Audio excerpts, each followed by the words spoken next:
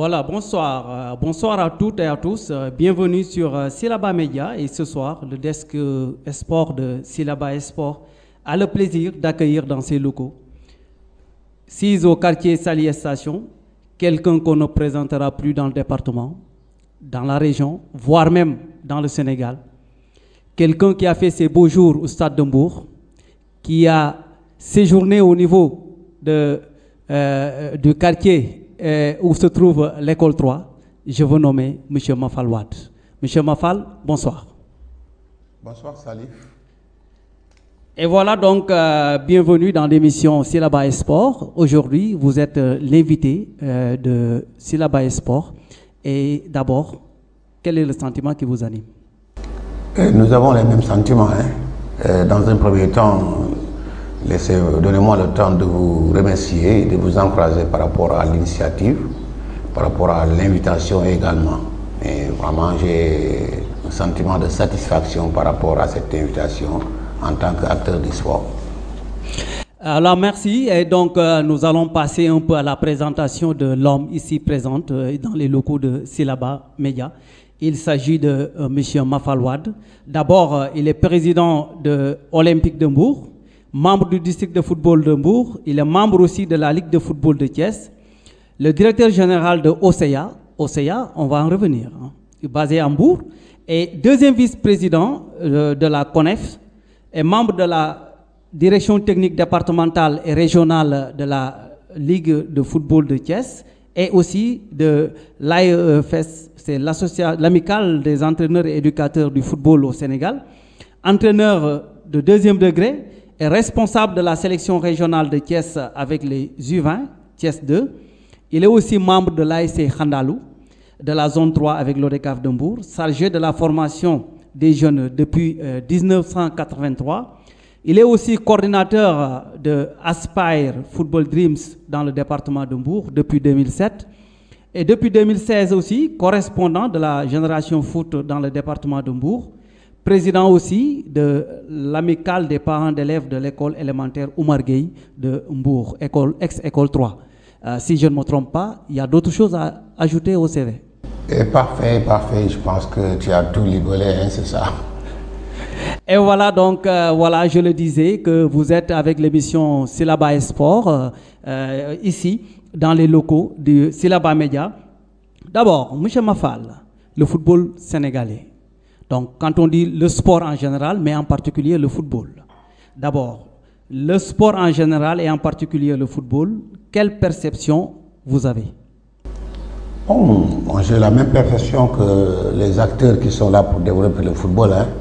Parce que je pense que dans ce football d'aujourd'hui, si on note des références du football d'hier, il y a une très grande différence.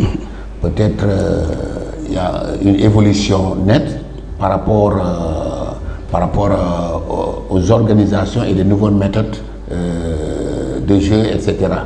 Mais sur le plan de l'administration, je pense que les administrateurs des années passées sont plus doués que ces administrateurs d'aujourd'hui. Et voilà, donc ça aussi, nous le constatons parce que depuis belle lunette, le football sénégalais a toujours joué les grands rôles, mais aussi été présent au niveau des grands moments. Mais maintenant, nous avons vraiment, avec cette génération montante, certaines tendances à essayer de vraiment flétrir quelque part. Et cela aussi est dû peut-être au manque de formation. Oui, je ne dirais pas manque de formation, peut-être manque d'organisation. Parce qu'actuellement, les gens s'activent partout dans le Sénégal pour développer le football.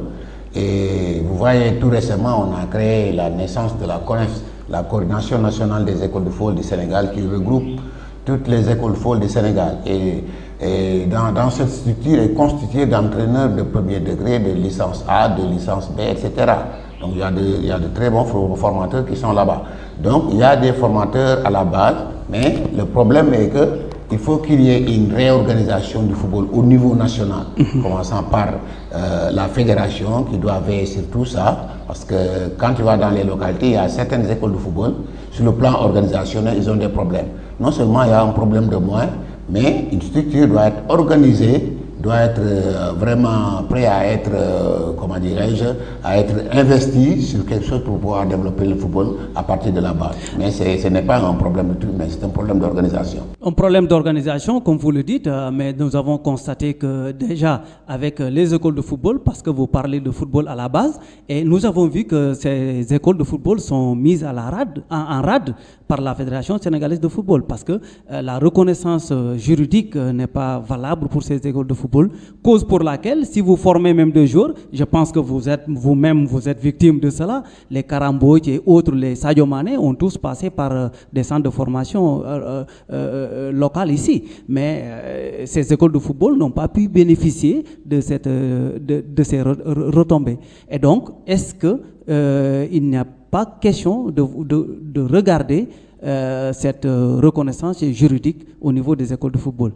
Voilà, aussi je vais revenir encore sur l'organisation, parce que c'est la raison pour laquelle on a créé la structure CONEF, avec des démembrements au niveau des régions, les COREF, et des démembrements au niveau des départements. Donc il y a 14 COREF, il y a 45 CONEF au niveau des départements, qui constituent la CONEF, la Coordination nationale des écoles de football du Sénégal. Et comme tu l'as si bien dit, nous on a travaillé depuis très longtemps sans pouvoir bénéficier des retombées de nos joueurs qu'on a formés depuis le bas âge. Donc je crois que là, il y a des paramètres à respecter, parce que je crois que avec les textes de la FIFA, si l'école est reconnue, comme tu l'as si bien dit, par la Fédération sénégalaise de football, là on ne peut pas perdre le joueur. Mais si on est dans le cadre informel, là on a des problèmes parce que la FIFA ne connaît pas l'informel. Le second point, la CONEF s'est lancée depuis 2 ans, 3 ans sur ce combat. Donc je crois que déjà on a une reconnaissance fédérale comme groupement affiliataire au niveau de la fédération. Il reste maintenant à mettre d'autres jalons vraiment pour pouvoir avoir une assise sur le plan juridique pour pouvoir défendre nos produits.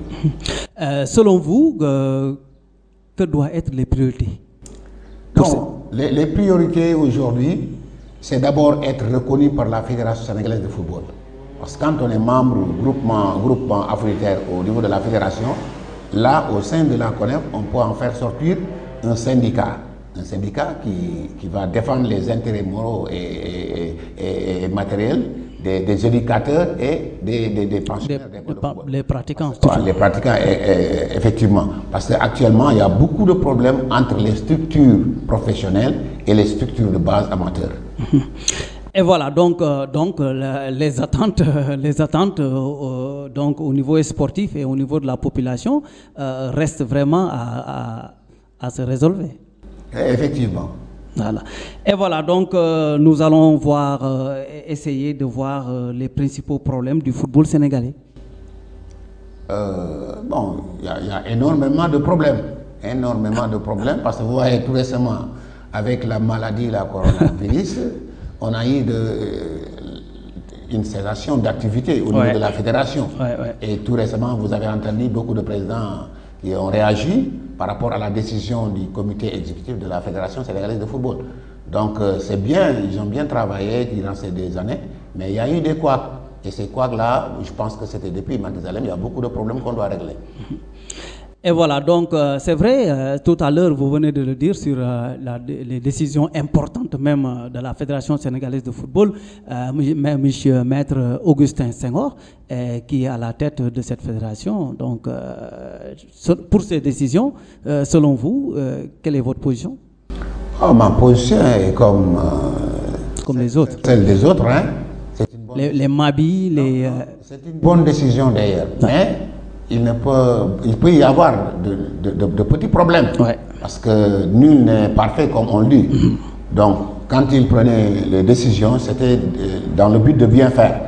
Mais il y a eu un problème où il y a des experts qui sont là, qui ne sont pas membres de la fédération, ils sont des présidents de club. Donc, ils ont leur mot à dire. Je crois que c'est là où le bas blesse. Et quand on se concerte souvent au niveau fédéral, il faut vraiment consulter les experts du football qui ne sont pas au sein de la fédération pour qu'au moins au ressort de cette réunion, qu'on puisse trouver un terrain d'entente qui ne va pas amener de problème demain. Donc, les moyens à court terme? Bon, les moyens à court terme, comme tu dis, moi, je peux dire que, comme si on prend l'exemple de la génération foot, c'est une équipe nantie. Une équipe qui a pris toutes les dispositions, même au niveau, comment dire, dans la période de la maladie. Donc, ils payaient tous les joueurs. Donc, je crois que leur position actuellement doit être une référence, un cadre de référence pour tous les clubs au niveau du Sénégal. Donc, je crois que les moyens en termes, il faut se référer sur les grands clubs qui sont là et qui sont en train de gérer probablement le truc sans aucun problème. Mais je pense que vraiment tout le problème résulte aussi du marketing. Parce que le marketing sportif au Sénégal n'est pas bien engendré. Et d'abord, si on prend l'exemple tout à l'heure, vous venez de dire les générations foot Dakar Sacré-Cœur, Djambar, leur image est vendue et ce sont de gros cylindrés derrière eux. Mais est-ce qu'on ne devrait pas penser d'abord au marketing avant de se projeter vers le professionnalisme? Ah oui, il y a beaucoup de part. Parce que déjà, comme je l'ai dit l'autre fois, nous, on a un football promotionnel au lieu de professionnalisme. On n'est pas purement professionnel. Donc, on est peut-être dans la bonne voie pour être vraiment des professionnels, mais actuellement, comme on le dit, on n'est pas professionnel. On a un football promotionnel. Donc, il y a de ces clubs, déjà, comme tu l'as si bien dit, avant de mettre une structure professionnelle, il y a des préalables à respecter. Effectivement. Donc, cahier de charge surtout. Voilà, le football, c'est une question de moyens. Et ces moyens-là, il faut aller les chercher. Où on va aller chercher des sponsors. Ces sponsors ont besoin de visibilité. Et cette visibilité-là, actuellement, notre football vraiment ne dégage pas de monde qui va permettre aux sponsors de s'intéresser au football local. Mais je pense que déjà, est-ce que les fédéraux ne devraient pas travailler là-dessus? Parce que je pense qu'avec le sponsoring, les droits télé, et le mécénat, donc je pense que déjà il y avait une télévision qui était cooptée pour essayer de vendre l'image. Et cela n'a pas pu aboutir. Oui, cela n'a pas pu aboutir parce qu'on devrait commencer par l'État même, au lieu de parler de la fédération. Donc la fédération est délégataire du pouvoir du ministère des Sports. Donc je crois que c'est l'État qui devrait prendre les dispositions avec les entreprises qui sont là. Et c'est vraiment de mettre des jalons pour permettre à ces entreprises de s'impliquer totalement dans le football. Donc je crois que c'est ça, l'image du football. On ne peut pas le vendre sans pour autant avoir des sponsors qui ont les moyens de payer les droits de télévision, comme tu le dis, parce que quand tu vas dans les autres pays africains, comme la Côte d'Ivoire, la télévision est forte là-bas. Donc je crois que les équipes ont des subventions, ont des droits de télévision, ils ont tout. Donc là, il y a presque le professionnalisme pire. Et c'est différent ici au Sénégal. Donc il n'y a pas de sponsor qui s'intéresse à notre football parce qu'il faut qu'il y ait au moins, comment dirais-je, dans le marketing, un truc gagnant-gagnant. Mais les sponsors ne trouvent pas leur compte, donc ils ne peuvent pas s'intéresser vraiment au niveau du football local. Bon, au plan local, nous avons deux footballs, c'est-à-dire le football amateur et le football promotionnel, comme vous venez de le dire. Tout c'est local. Le football professionnel. Et voilà, donc, que faut-il pour la relance du football, du sport en général et particulièrement le football au Sénégal? Là, je reviens toujours sur la réorganisation des structures. Il faut réorganiser, avoir des ambitions. Et ces ambitions-là, je pense qu'il faut mettre des jalons. Et ces jalons-là vont nous pousser vraiment de trouver la piste qu'il faut pour aller dans le professionnalisme purement dit. Comme tu l'as si bien dit, il y a la fédération, la ligue professionnelle qui est en convention avec la fédération sénégalaise de football. Donc, les fédéraux qui gèrent aussi le football amateur avec les divisions inférieures, tout ça. Donc, je crois que nous avons un panoplie de clubs ouais. qui n'ont pas de moyens, qui n'ont pas de dirigeants, de véritables dirigeants, parce que quand on parle de véritables dirigeants, c'est des dirigeants qui disposent de moyens. Parce qu'actuellement, dans les pays développés, les présidents, ils sont nantis. Les vice-présidents, ils sont nantis. Il y a même des comités directeurs, si tu n'as pas vraiment de moyens, tu ne peux pas adhérer dans ces comités directeurs. Et donc, c'est différent avec nos clubs. Quand tu viens toi-même, tu peux être président de club, sans aucun moyen. Tu ne vas pas chercher les moyens, tu n'as pas les moyens, là, on n'aura ni mal. Voilà, vous parlez tantôt de réforme et en quoi faisant, comment discuter et mettre en exerce ces réformes sur la réorganisation du football. La réorganisation démarre d'abord par le club. Parce qu'on ne peut pas parler de fédération sans parler de club. Et au niveau des démembrements aussi, quand on parle de club, on parle de district, on parle de ligue. il faut voir nos districts qui n'ont pas de siège, nos districts qui ne se réunissent pas, nos ligues également, souvent, ils ont des problèmes. Et là, ça va se répercuter au niveau de la fédération. Et quand la fédération ne s'occupe pas de ces ligues et des districts, forcément, les clubs auront des problèmes. Donc, je crois qu'on doit démarrer par les districts, avec une bonne organisation au niveau district qui va imposer les clubs d'avoir une organisation meilleure au sein des clubs. Ça va nous permettre maintenant d'avoir une feuille de route qui nous permettra d'aller plus loin. Et voilà, donc je pense que sans feuille de route, on ne peut pas atteindre l'objectif qu'on s'est déjà fixé et tracé. D'abord, il faut qu'il y ait rencontre, il faut qu'il y ait discussion, mais aussi il faut qu'il y ait planification pour une bonne méthodologie d'organisation. Et cela va nécessite forcément des rencontres au préalable. Et maintenant, vous avez parlé de l'absence de rencontres au niveau des instances dirigeantes du football, à savoir au plan local, surtout le district de football de Mbour. Et donc, maintenant, qu'est-ce qu'il faut faire pour booster cette envie de vraiment réorganiser le football, surtout au plan local? Parce que si nous... on constate qu'ici à Mbour, nous avons par exemple 3 équipes dans l'élite. Nous avons Djambar, nous avons MPC et nous avons le Stade de Mbour. Et que ces clubs ne devront pas peiner pour vraiment leur gloire dans le département. Et tel n'est pas le cas. Bon, comme tu l'as signalé, les grands clubs sont les grands clubs. D'abord, il faut démarrer par le football amateur. Parce que les professionnels, ils sont là. Et quand tu vas même au niveau des districts, on ne voit pas les membres des clubs professionnels. Donc, la réorganisation commence par les clubs amateurs. Comme on le dit, parce que le football d'aujourd'hui s'inscrit dans une logique de partage et d'échange. Et quand il n'y a pas concertation, quand il n'y a pas réunion, quand il n'y a pas, comment dire, d'échange vraiment chaque jour, là, on en a des problèmes. Parce que déjà, quand on prend l'exemple de notre district, ça fait des années qu'on ne s'est pas réunis, ce qui est anormal. Et il y a d'autres districts que Mbour est meilleur que ces districts-là. Donc, il y a là où le bas blesse. Donc, je crois que ça doit démarrer par les clubs amateurs, qu'il y ait vraiment une concertation des dirigeants, parce que tout un chacun a son mot à dire. Et à travers ces discussions, ces échanges, ça va nous permettre vraiment de trouver la bonne solution, comme tu l'as si bien dit. Et moi, je me demande, parce que à la fin de l'année, on doit déposer des rapports. Et si les réunions ne se tiennent pas, comment les rapports peuvent être déposés? Ça, c'est la grande question. Donc, le président du district de football de Mbour sera l'invité ici dans Silaba Sport, M. Mamalik. Et voilà, donc, M. Mafal, nous avons vu tout à l'heure, j'ai tantôt expliqué la relance du sport, particulièrement le football, comment faire pour booster cette activité physique. Et nous avons vu de belles lunettes. L'UASU a été une vitrine pour le sport sénégalais. Et maintenant, pour la relance, la pratique du sport à l'école, qu'en dites-vous? Bon, je crois que ça fait partie des meilleures façons de développer le football. Parce qu'auparavant, il n'y avait pas d'école de football. Il y avait l'IASI qui était à la place des écoles de football. Et même à travers l'IASI, il y a des jeunes qui sortaient de l'IASI pour intégrer l'équipe nationale.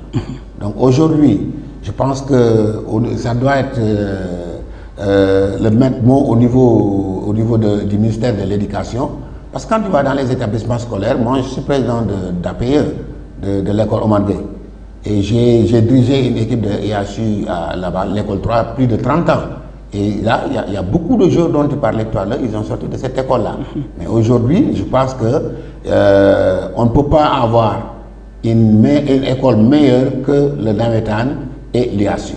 Ce sont les écoles, les meilleures écoles de formation. Et aujourd'hui, l'école de football a pris vraiment le poids sur ces structures de formation, l'IASU et le Navetan. Mais je pense que le ministère aussi doit avoir l'œil sur l'IASU pour que ce volet-là soit développé dans l'avenir pour qu'on puisse vraiment se retrouver comme auparavant. Et voilà, donc ça va nous permettre de transiter vers le football professionnel, comme vous venez de le dire. 2009, sa date de création, à nos jours 2020. Quelle analyse faites-vous? Moi, j'ai une analyse positive, parce que je crois qu'ils ont fait un pas très intéressant. Parce que le football professionnel, pour moi, c'est permettre aux acteurs de gagner leur vie. Différemment, auparavant, les gens jouaient pour le simple plaisir. Aujourd'hui, c'est un métier, là où les acteurs et les dirigeants gagnent leur vie.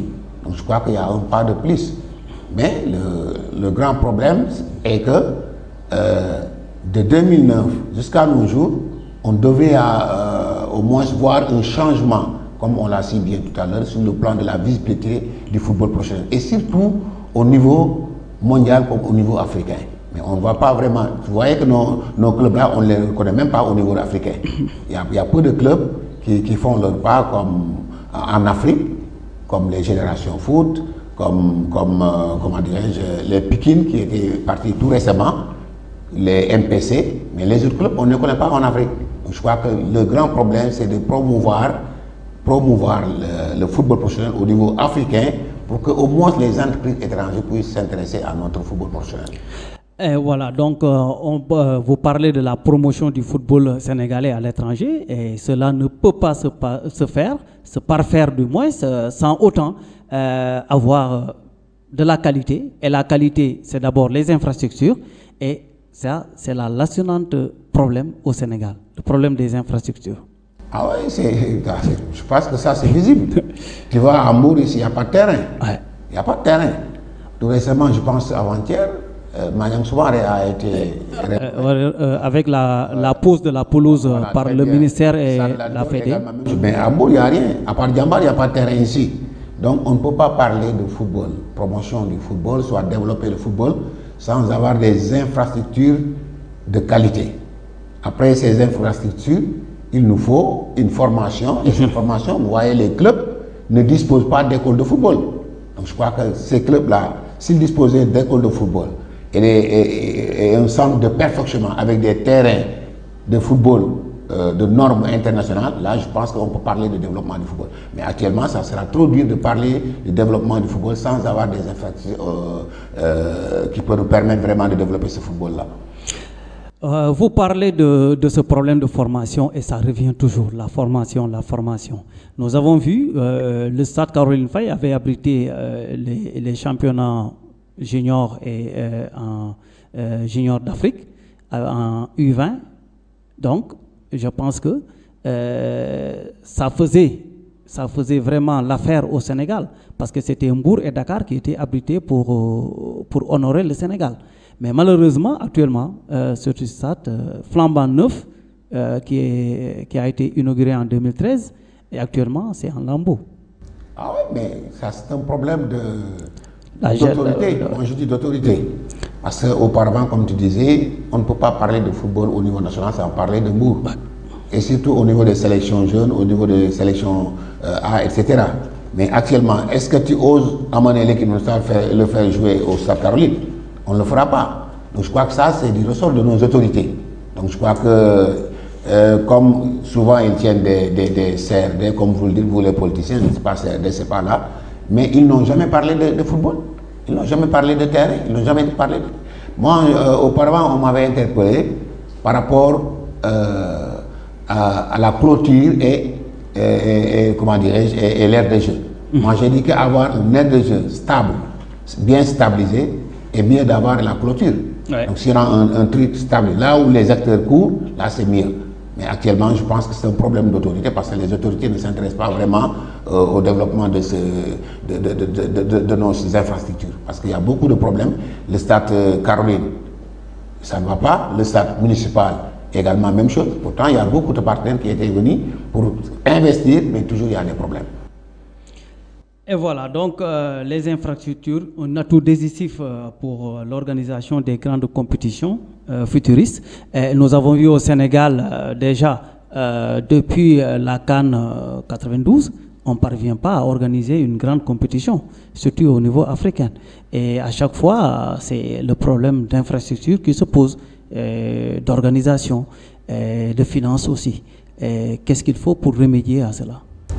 Ce qu'il faut faire, c'est de recommencer comme les autres.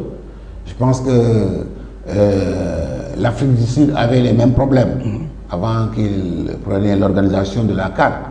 Ils avaient des problèmes d'infrastructure. L'État s'est investi pour avoir de très bons terrains. ils avaient des problèmes de joueurs et l'État s'est investi de par leur fédération jusqu'à former des joueurs, les Maïkarté et consorts. Et finalement, vous voyez le résultat. Ils ont pris la Coupe d'Afrique. Je crois qu'on est dans le même procédé. Donc il faut que l'État s'investisse pour que chaque région dispose d'un terrain praticable pour accueillir vraiment une compétition internationale. Mais on parle d'investissement de l'État, par exemple au niveau régional. Tout à l'heure, il y a dans les 14 régions, l'État prévoit de rénover certains stades ou bien de faire la reconstruction de certains stades. Mais toujours, c'est partir de l'existant pour gonfler quelque chose. Et cela aussi pose parfois des difficultés. Et nous avons vécu le drame du stade de Demba Diop avec 8 morts du côté mbourois. Et ça, vraiment, jusqu'à présent, le deuil n'est pas encore fait. Ah, parce qu'il y a toujours injustice. Parce que quand on parle de rénovation, on veut organiser une Coupe d'Afrique, on parle de rénovation de stade. Construction de stade. Ouais. Il nous faut construire des stades flambant neufs. Voilà, très bien. Au lieu de rénover des stades, le stade de Mbodjo a été rénové. Vous voyez l'incident qu'il y avait. Donc, rénover ne veut pas dire vraiment développer. Et voilà, donc nous l'avons vu, hein, les incidents, ça vient, et toujours c'est comme ça. Et maintenant, donc, qu'est-ce qu'on peut dire, Mafal? Quelle solution vraiment pour les manques d'infrastructures? Tout à l'heure, on a dit qu'il faut construire. Il faut construire. Mais à chaque fois aussi, pour la pelouse, c'est des gazons synthétiques, mais aussi c'est la partie chinoise. Pour la construction, toujours, c'est la partie chinoise. La pelouse, c'est la partie chinoise. Les conventions, c'est la partie chinoise. Bon. Ah, ça aussi, c'est du ressort de l'État. Hein, parce que je pense que quand ils sont en convention avec les Chinois, là, nous, on n'y peut rien. Mais regardez, depuis 1985, le stade Amitié, qui est maintenant le stade Léopold Sédar Senghor, toujours, et à chaque fois, il faut refaire. Mais il devait y avoir une évaluation par rapport à toutes ces constructions-là. Voir est-ce que ces trucs de Chinois-là, ça nous arrange ou ça ne nous arrange pas. Et Fan Lengyo, il nous a amené où? Mais nous, on l'a vécu avec les lumières du stade Caroline Faye. Hein, ouais. Parce qu'on ne parvient pas à changer. Avec nos autorités, moi je dis que, comme je l'ai dit tout à l'heure, ils ne s'intéressent même pas au football. On a resté combien de temps au stade Caroline sans avoir d'éclairage? Combien de temps? Pour des produits qui coûtent 75 000 francs.